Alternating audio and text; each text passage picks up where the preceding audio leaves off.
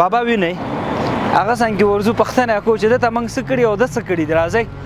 مالټي هم شته. السلام علیکم حاج صاحب ستړی مشه څنګه په توشه کنه کېنه زکه نه ما او ته په چوکۍ ناشتي په چوکۍ کېنه ته کېنه بوټونه بزه در ترنګ ما څنګه طبيعت دې خره خیر خیرت دې آرام ده څنګه په چورت کې ناشتي ولا الناس خدای له دربار ته نسو وخت مې ولې درې وچه ډوډۍ د خوړل د څه خوند ما تم راکه زم وګی شوم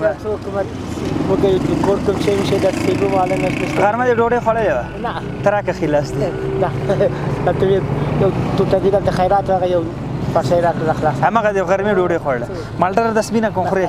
ما خو کور تاغه یو بتا ته سپینه خدای پاک دې خیر ورونه زدا یو خو خرم یو بزو خرم ته خره زه خیر ورونه کی اذان تاسو نوشه ځان خام بابا څنګه چلله څه حالات دي شکر کار روزګار څنګه دی ولا کله کله سبا راځي شلو کې کار کوي سحر رئیس ته شل لپی کړی دی دا تو خره زبردان ته بل سپینه بل اسپینه بل خرم راځي کنات پکې په دې شلو په ولا نه شکر وباسم چې کوم شکر د ډوډۍ پیسې خو پیدا کړې ډوډۍ پیسې شل لپی پیدا شوې شکر تاسو فکر وکړئ کنه د خلکو کې څومره غټ زړونه ډوډۍ پیسې پیدا کړې شل لپی او شکر دی بیا هم شکر وباسه الله اضافه کوي ولنه څونه ماشومان دي په غاړه دي ماشومان شپږ دانې کور کې بل څوک د کار نشته څوک زه مې کارګر نه ډوډۍ اوله هغه بندي شوی زه ان شاء الله چې نه حق د زوی بندي نوم یې څه دی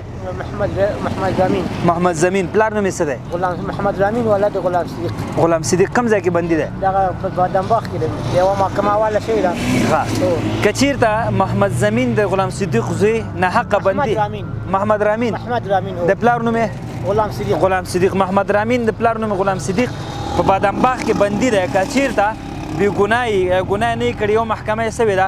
خو پلار یې دا حال دی راخوشې کوي او که چېرته ګناهګار یې خپل سزا به وینم داسې دی خوښ یې او انشاءالله چا سره به ظلم نه کېږي هلته چې ګناه کوي خپل اعمال به ویني چا سره به انشاءالله ظلم نه کېږي او امید دا دی چې دې خلکو ته انصاف ورکول شي صحیح ده زه به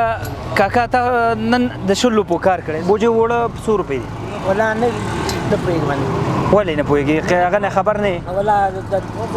یو نفر ماته یو بوجي راکړله یو بوجي همدغه خدای په نامه راکړله څومره وخت کېږي دغه تخمینا یو 19 ورځې کېږي هغه بس یو ورځ کې دوه خو زه به تا ته بوجي وړو دې پیسې درکړم ځان ته بیا واخلې صحیح ده صحیح ده دا دې دعا درته کوم الله دې خوشحاله خدای پاک دې سره کومک الله دې خوشحاله لري خیر وشي دغه چار څومره یې نو بس صحیح ده یو د 2 د 3 د 4 د 15,600 دا وخت خدای پاک د خپل بندګانو قبول کړي الله خدای پاک دې اجر درکړي عزتمن خیر خدام الټم ته وخلم زبر نه لاړ صحیح ده الله دې ابل دوستانو ګوري خام دا خل چاته لاس نه نیسي دا غیرتی قوم دی والله زه په هر ویډیو کې وایم ډیره سخت نه شي د چا دروازې ته نه درېږي چاته لاس نه نیسي چې کله په انسان باندې سخت راشي هغه وخت کې نو بیا څوک ګرم نه دی یو زوی د کار غم بندي کور کې نه وي مجبور یې ماشومان دي دا دلته ناست دی ما وکته نظر لري نو پیسې نو واسطه غیر خدای نه ان شاء الله واسطه ته ضرورت نه هر څه الله صحیح ده او نو طبعا دا خلک د مرستې وړ دی سره مرسته به ان شاء الله کوو خدای یوازې موږ نشو کولی تاسو ټول به سره یو بل ته لاس ورکړو تر څو پورې دې قوم ته یو څه وکړو دردېدلی قوم دی جنګ ځپلی دی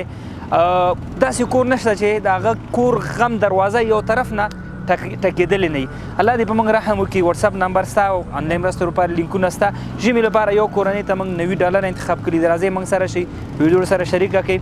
او خدای یو پرخصت شی نه لري الله خو شته که نه زه کوم ځای نه راغلم بس تا ته یې راوړسم بس دا هر څه د هغه معاملې دي السلام علیکم خدای په امان مالټې دې وخوره کاکه صحیح ده خدای په امان دا زه ویسم دا ما وې که تا وې دا دې ویسه دا مې ویسه بچوې ته صحیح ده خدای په امان السلام علیکم